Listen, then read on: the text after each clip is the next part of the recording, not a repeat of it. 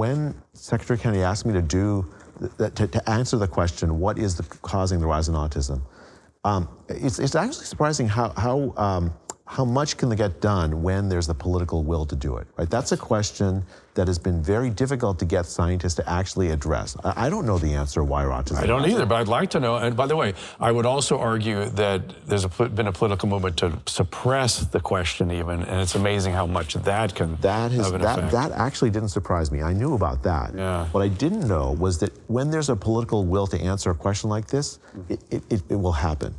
Right? By September? Well, we'll have a research program.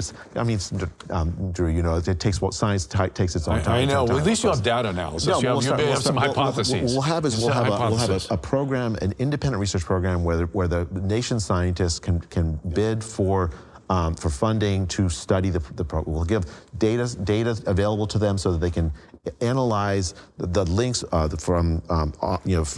autism with environmental exposure, diet, age of the parents, genetic background. We're gonna have an all of the above approach. Yeah, good. And with no a priori thumb on the scale, you can't look at that. Yeah, good. And so we'll have an honest answer. It's hard to promise. As a scientist, I never say, okay, we know this in 2 days. Yeah. 2 days from now, you say, well, where's the answer? Of course. But I think that we actually, for the first time in history, will be honestly asking the question. And that's actually surprised me, that when there's a political will to do that, you can actually get past the institutional desire to not know the answer to a question. Interesting.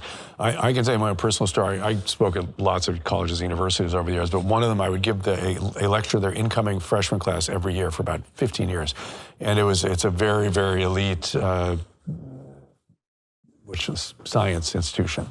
And I noticed, I would give a lecture at the beginning, maybe 25 years ago when I started doing this.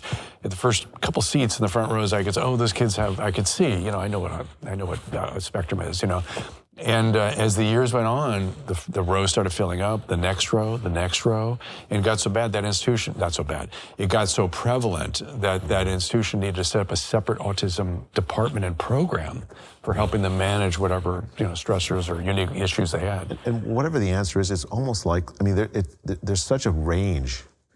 It's likely be the case that the biology is going to be very different for the more So you're putting your finger on this. This may not be people go, it's not a diagnosis. I thought to myself, it's not. It's a syndrome.